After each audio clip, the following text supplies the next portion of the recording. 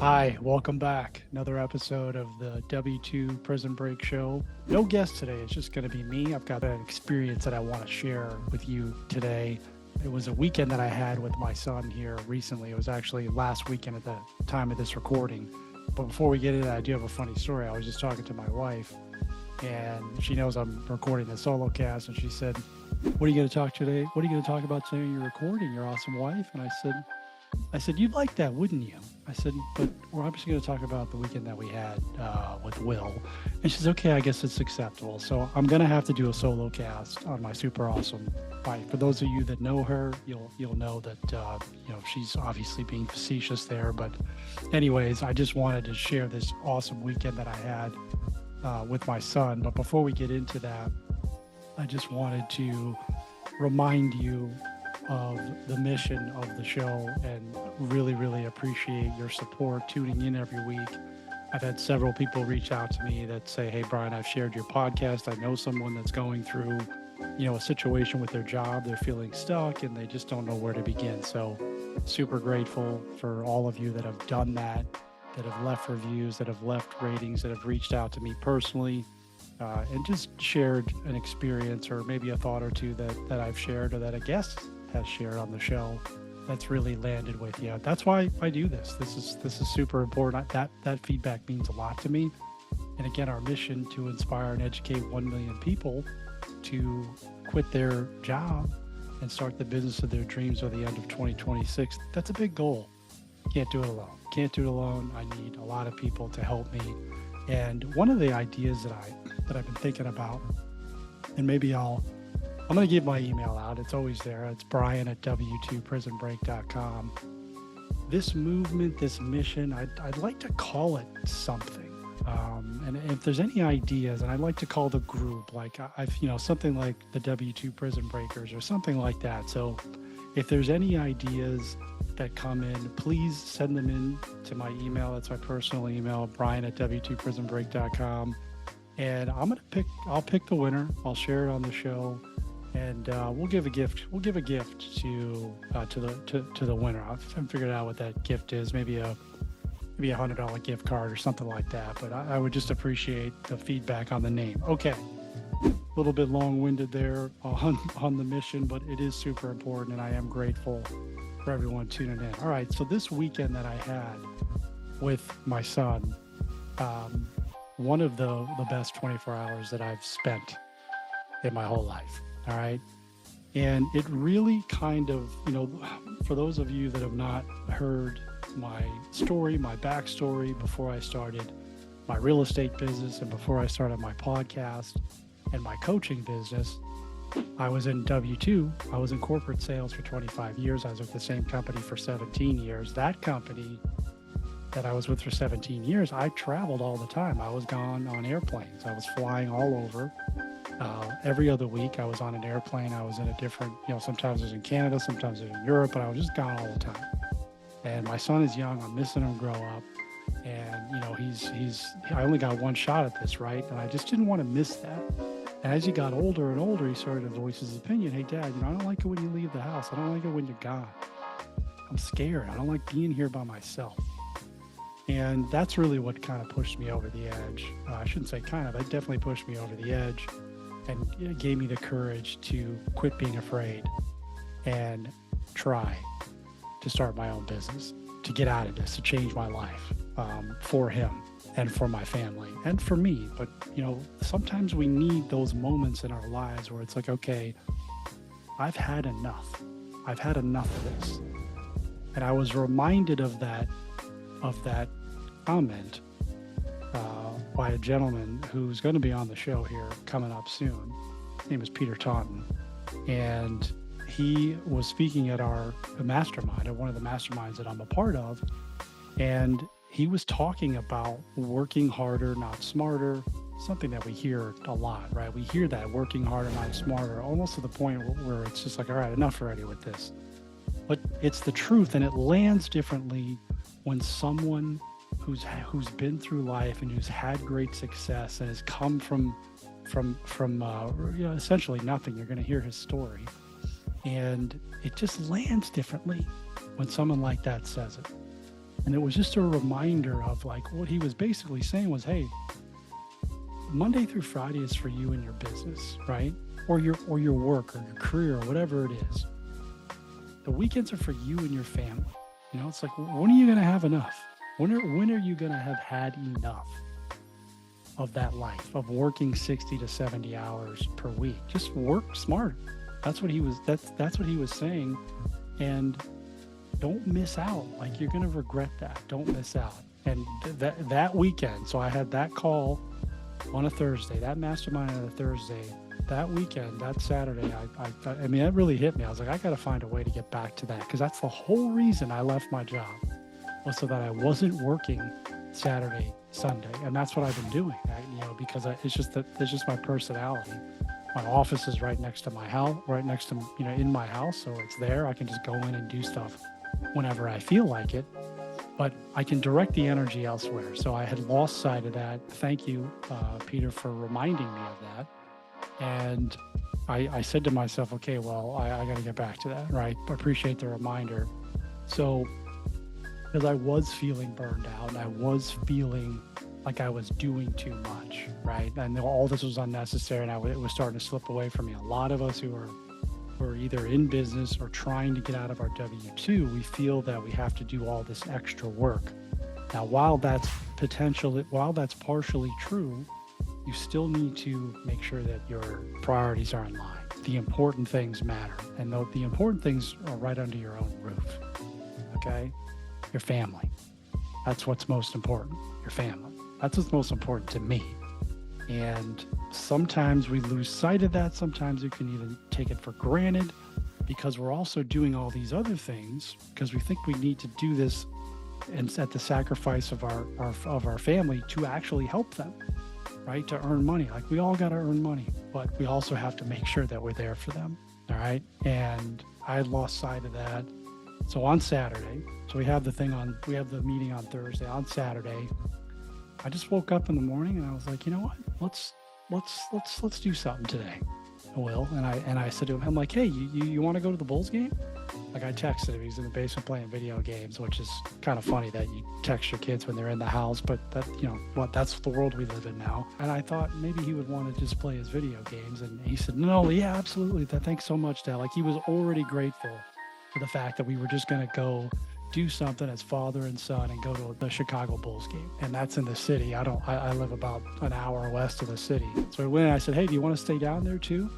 We'll stay overnight. We'll get a hotel. It'll just be me and you. Mom's not invited. No girls allowed, type of thing. And he's like, yeah, well, let's do it. That's so awesome. So we kind of scrambled and got ready in about 3 hours, and we went down there. I booked the hotel. I got the tickets, and we got down there, and we went to dinner and ate his favorite food. Took him to one of my favorite spots that my wife and I have been to many times, but he's never been there before.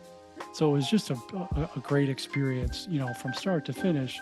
We go to the game, and it was kind of nostalgic for me because I grew up idolizing Michael Jordan as far as athletes are concerned. I played basketball, and when I was in high school, he was really up and coming. The Bulls were winning their championships, and while I had seen him play many times in person, I had never been to a game at the United Center in Chicago. And I've lived here for 20 years. I've never been to a Bulls game in Chicago. It was very emotional to be able to go to the stadium. I never thought that I was going to be. It was his first Bulls game and my first Bulls game, and we got to do it together. So that was really, really an awesome moment to share together, and really just increased the bond between us. We already have a great bond, but I'm really working on increasing that bond, because again, he's 11 years old. He's going to be out of the house before we know it.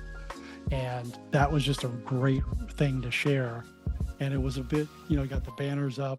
The banners are all up on the, in the rafters there of all the championships that the Bulls have won. And we're watching the game. We stayed for the whole thing. It was just a great experience. The Bulls won. By the way, the game of basketball is completely different now than when I used to watch it. I mean, there's absolutely no defense. I mean, no defense. So I don't get that. I'm going off tangent here, but it's like, I couldn't believe how wide open these guys were. I'm like, is anybody going to cover them or what? Like, when Jordan would have scored 70 points in this game.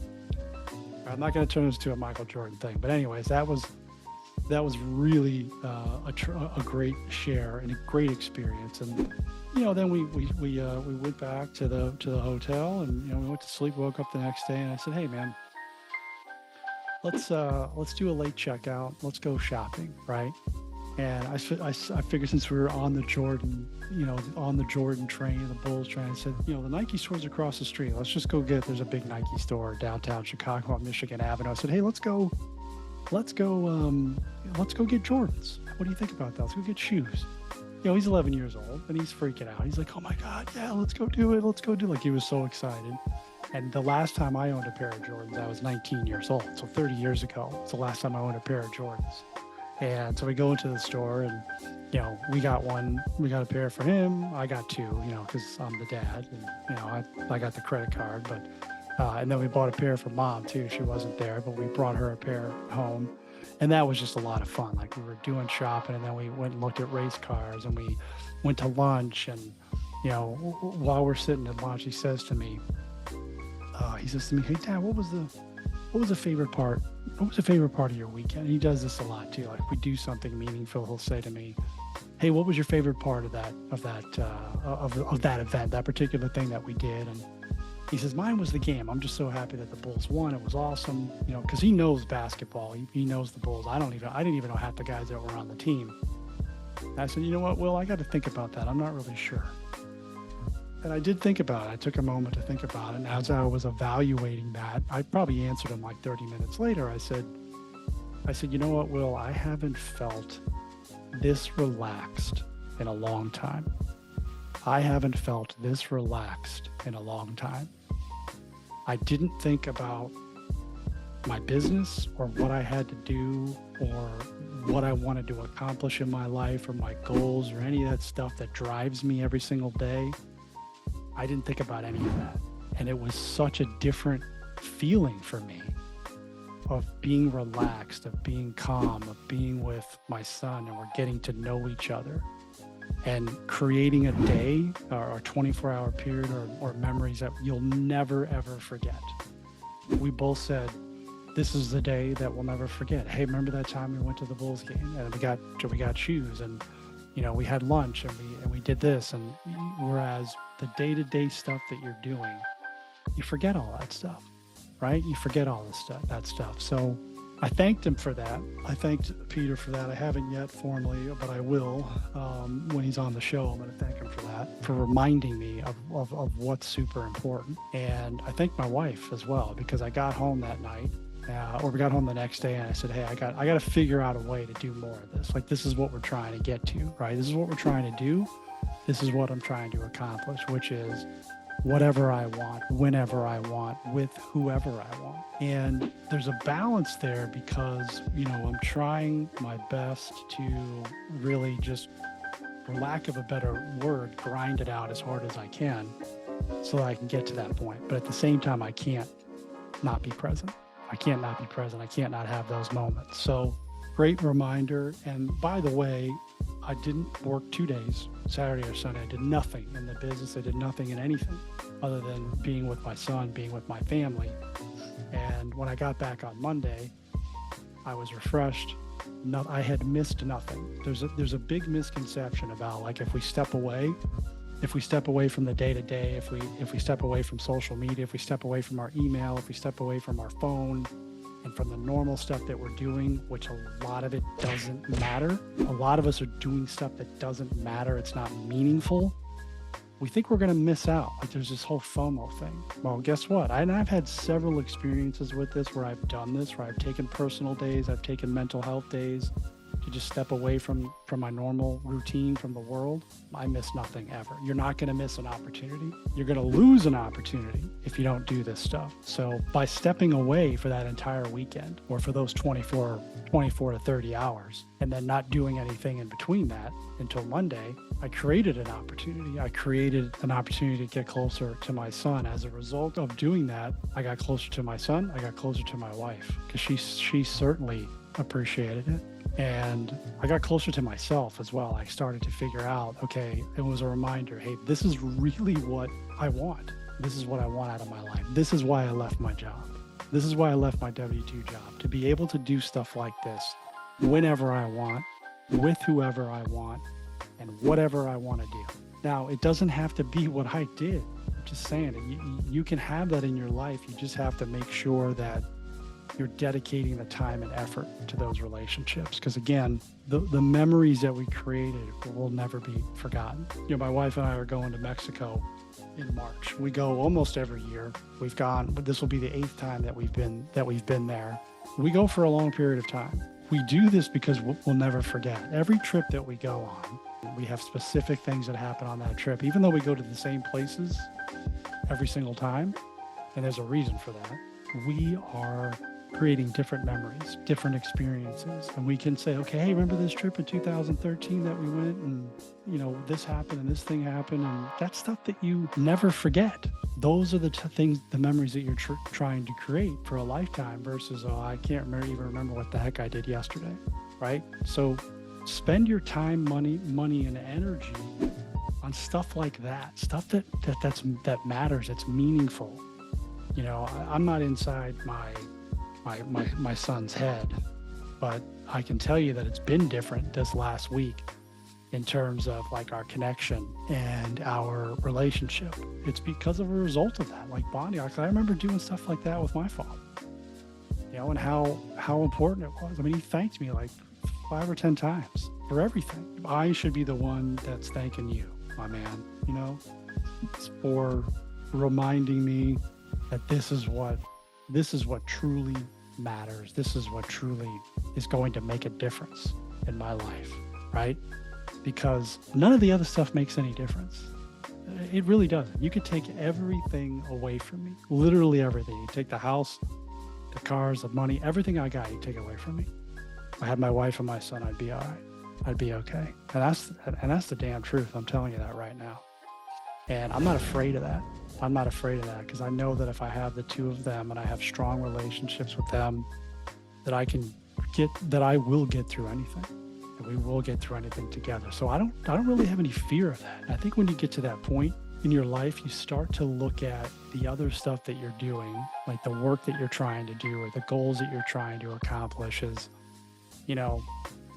let's take a little bit of a leap of faith here, a little bit of risk. There's a lot of you out there that are not going after your goals and your dreams and your hopes because there's all these fears and all these blocks around the what ifs. Like, what if I fail? What if I don't have any money? What if I look stupid? What if my family doesn't approve? What if I lose everything? And I felt the same way. So I get that 100%. I really do get that I'm totally with you there. But I got to the point where it doesn't make any difference if I lose anything. I know I can get it back, and I know that I have them because now I'm fully aware of what's most important. Okay, we think that money, stuff, possessions, that's the stuff that matters. It isn't. It's not the stuff that matters. It does matter, but the stuff that matters more is the people in your house. People in your house. Okay, you got to look there first. That's the message I want to convey today. I hope I did a good job of getting it out there. I want to encourage all of you to look to create those opportunities and create those memories with your family, with your kids, whoever the people are that are closest to you, and leave the world behind for a little bit. It's okay to leave the world behind for a day or two. It'll be there waiting for you. It's not going anywhere. Everyone can wait. You don't have to respond because your phone gets dung or dang or whatever the heck it is. You can make them wait. All right. I always appreciate you allowing me to share my personal life, the things that happen in my life, and for allowing me to be vulnerable. This stuff is important to me, and tuning in every week is something that I'm super grateful for all of you. I hope you have an excellent day.